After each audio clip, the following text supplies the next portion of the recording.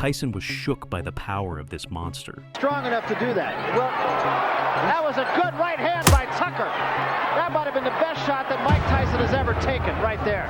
Mike Tyson is one of the most brutal and ruthless fighters in the history of world boxing. His knockouts turned grown men into trembling children and sent shockwaves of terror through the heavyweight division. Not all night. Oh, that's a nice uppercut that time. Was in trouble in both the first and 10th rounds, and now he's in trouble here.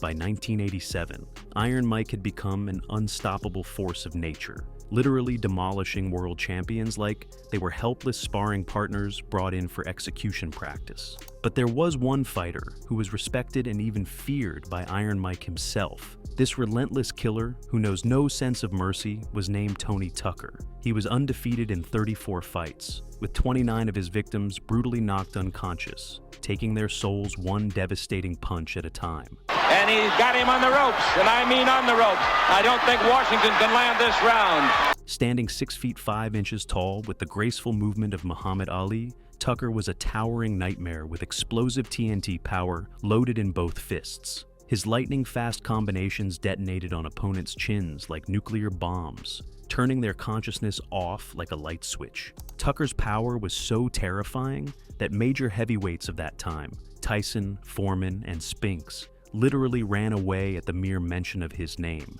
desperately avoiding him for years, like he carried a deadly plague. But by 1987, circumstances would force these two undefeated destroyers into an inevitable collision. But Tucker's path to greatness began with tragedy. The U.S. boxing team scheduled a series of exhibitions in Europe.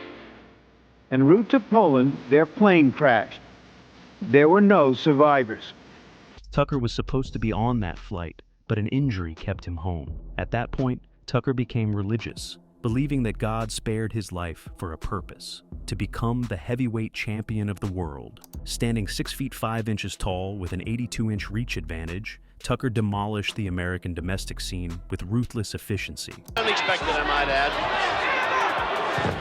Thomas is down. I don't know if he's going to get up. Oh, this is it. If he gets... He called himself the Invisible Champion because despite his perfect record, the boxing world ignored him while he systematically destroyed opponent after opponent. At time he gets nailed with a right hand followed up by a left hook. If we don't see some punches being answered here shortly, you'll see Padilla move in and stop the fight. Nothing being thrown back. That's it. It's all over. By 1987, HBO's heavyweight unification tournament was reaching its climax. Michael Spinks refused to fight Tucker and was stripped of his IBF title. Tucker was forced to face Buster Douglas for the vacant championship, brutally stopping him in the 10th round. And a right behind it and another right. Douglas is in deep trouble on the ropes.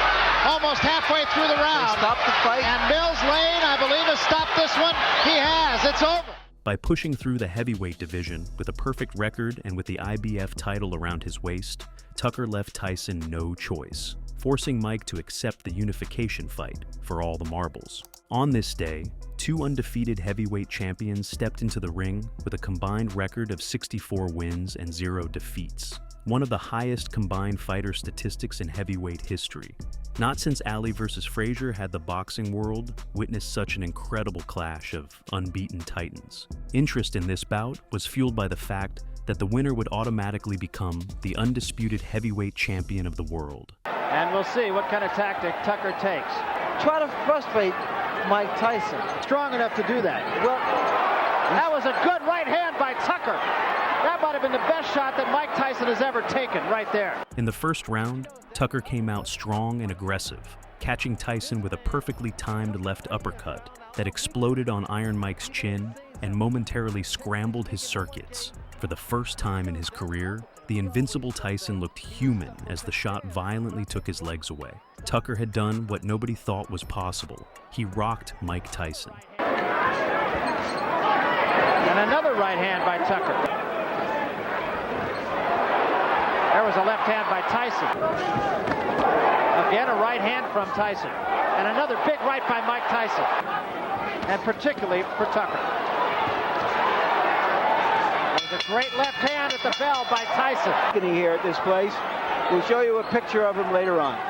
3-4 punches together. and he's following up with left uppercuts, left hooks. Led with the left. You know, Ray, I hearken back to your fight with Marvin Hagler, where after the first round, it was... He's using his height, his reach. Good body shot by Tyson. That's a... Tyson's change. Tyson's trying to... That was a good example. That uppercut... There was coming in with his head. time. Charge as a referee. No nonsense guy.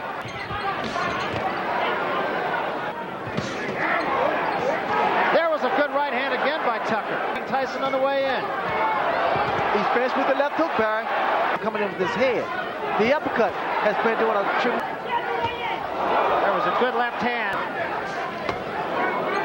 Tucker continued to fight Tyson aggressively in the early rounds, disrupting Mike's rhythm with his movement and sharp jab. By the end of the third round, Tucker was actually ahead on the scorecards, winning rounds 1 and 3 with his smart boxing and reach advantage. He will be back with us in future fights. Opponent, because he throws a barrage of punches. Not one punch, because Norman's not going to do it. See the intensity in Tony Tucker. There was a big left hand by Tyson. And another one. Bring it back up to the head. There's a right hand again by Tyson. Another good shot. And Tyson with another left hand. Throw right behind it. But Tyson's starting to double his punch up a little bit. You know, something that could become a factor that you never thought. Good hand speed by Tony Tucker. Tyson got the better of that exchange. For a counter right hand. A lead-off right. In front of Tony Tucker. Be less of a target. There was a right hand in close. There was a right hand by Tyson. Is winnable. People. By pushing a man off.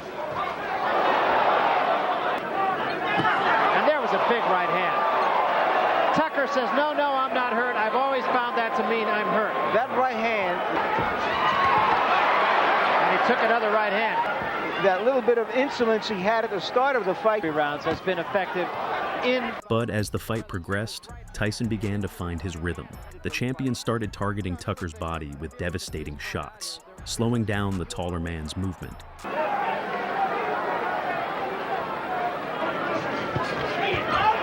Another left hand. With this intensity, this magnitude, when you're fighting, you really don't feel it because those... Tucker's strategy became increasingly desperate. He began throwing fewer punches, trying to frustrate Tyson with clinching and movement.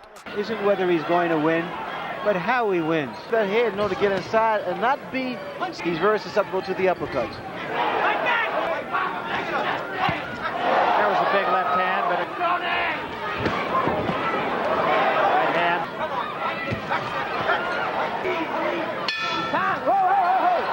Judgment of Larry Merchant, right? I think it's a little closer than that. Well, if in fact ring generalship Seen in the past. And the reason for that is been get close. Now come. there was. That's what you have to do. Now he's not following Tucker. Now he's inside again. Keep a man off of you. Will he try? During the final rounds, Tucker started taunting Iron Mike by winding up his right glove, shuffling his feet, and finally dropping his hands and beckoning Tyson to hit him on the chin. I mean, he's fighting his fight. He's... Fight. The unified heavyweight champion at the age of 21. Tony Tucker won the title against Buster Douglas.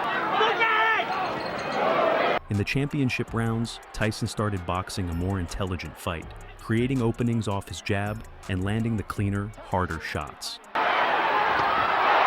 was a big left hand. Tucker says, no, I'm all right. I'm all right.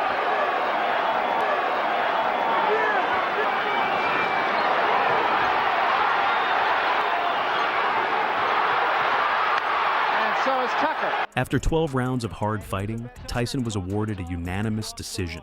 The baddest man on the planet had become the undisputed heavyweight champion of the world, but he had been tested like never before.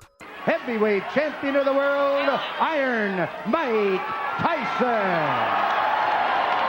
Even Iron Mike himself acknowledged the difficulty of the fight. Was he a better fighter than you thought? It was very hard to tell because he did a great deal of hold lift. He threw very fast punches. It was true. And he really rocked you in the first round. Yes, he did. He was a very hard puncher. Tucker's career remained on an upward trajectory after the Tyson defeat, eventually reaching a record of 48-1. But he could never quite recapture that magic moment when he shook the boxing world. This was the night Tony TNT Tucker proved that even the most feared man on the planet could be touched. He may have lost the fight, but he gained something more valuable: immortality in boxing folklore as the invisible champion who made the invincible Mike Tyson look human. Friends, who do you think gave Tyson his toughest fight? Was it Tucker, Ruddock, Holyfield, or someone else? Write your opinion in the comments, smash that like button if you want to see more legendary boxing stories. Thank you.